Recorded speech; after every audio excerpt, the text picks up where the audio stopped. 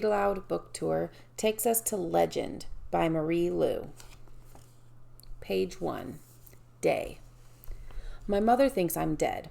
Obviously, I'm not dead, but it's safer for her to think so. At least twice a month, I see my wanted poster flashed on the jumbotrons scattered throughout downtown Los Angeles. It looks out of place up there. Most of the pictures on the screens are of happy things. Smiling children standing under a bright blue sky, tourists posing before the Golden Gate ruins, Republic commercials in neon colors. There's also anti-colonies propaganda. The colonies want our land, the ads declare. They want what they don't have. Don't let them conquer your homes. Support the cause. Then there's my criminal report. It lights up the jumbotrons in all its multicolored glory. Wanted by the Republic. File number 462178-3233. Day. Wanted for assault, arson, theft, destruction of military property, and the hindering of the war effort. 200,000 Republic notes for information leading to arrest. Page 1 observations.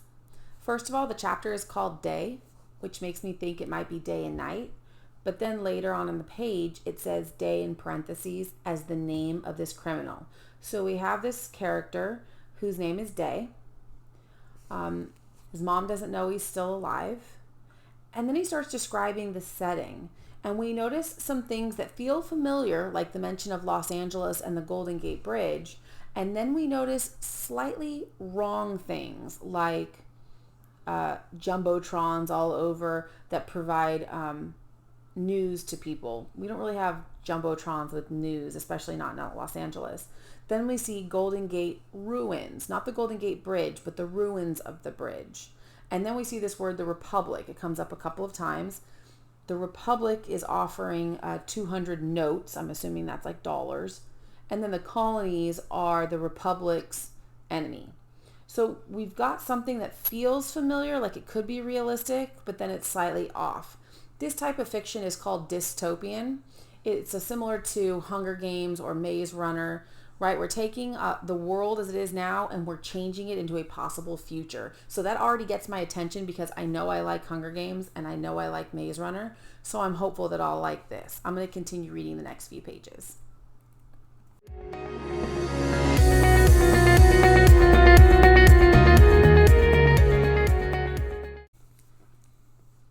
Legend is told from two different first-person points of view. So first we meet Day, the Republic's most wanted criminal. And then the second chapter, it's in a different colored font and a different font altogether. And it's simply called June. This starts on page 11. June, 1347 hours. Drake University, Batala sector, 72 degrees indoors. I'm sitting in my dean's secretary office.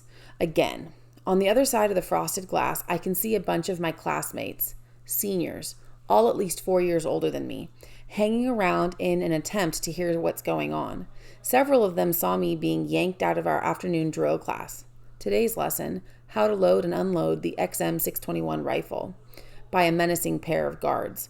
And whenever that happens, the news spreads all over campus. The Republic's favorite little prodigy is in trouble again. The office is quiet except for the faint hum coming from the dean secretary's computer. I've memorized every detail of this room. Hand-cut marble floors imported from Dakota, 324 plastic square ceiling tiles, 20 feet of gray drapes hanging to either side of the glorious elector's portrait on the office's back wall, a 30-inch screen on the side wall with the sound muted, and a headline that reads, "Traitorous Patriots Group Bombs Local Military Station, Kills 5," followed by "Republic Defeats Colonies in Battle for Hillsborough." Arisna Whitaker, the dean's secretary herself, is seated behind her desk, tapping on its glass, no doubt typing up my report. This second point of view, called June, has a very different tone than the first chapter with Day. In this chapter, we find that June is a university student who is very good at drill class and working with rifles. And then there's the sentence that says, the Republic's favorite little prodigy is in trouble again. So we know she works for the Republic that's after Day. And we know that she's some sort of prodigy. We also know that she must be well liked because she's in the dean secretary's office again, and she doesn't in any way seem to be threatened or nervous about the circumstance. In fact, she's just describing what the room looks like, hey, I've never really noticed what's going on in here before, because she's never really cared. So we've got these two distinct points of view in the book, Day and June. One is against the Republic and one is the Republic's prodigy. So as we read the story, we're going to look for how are they viewing perhaps the same activities or events, and will they converge at some point. Okay, hopefully that has hooked you as a reader for legend. Otherwise, I'll see you again for a Read Aloud book tour.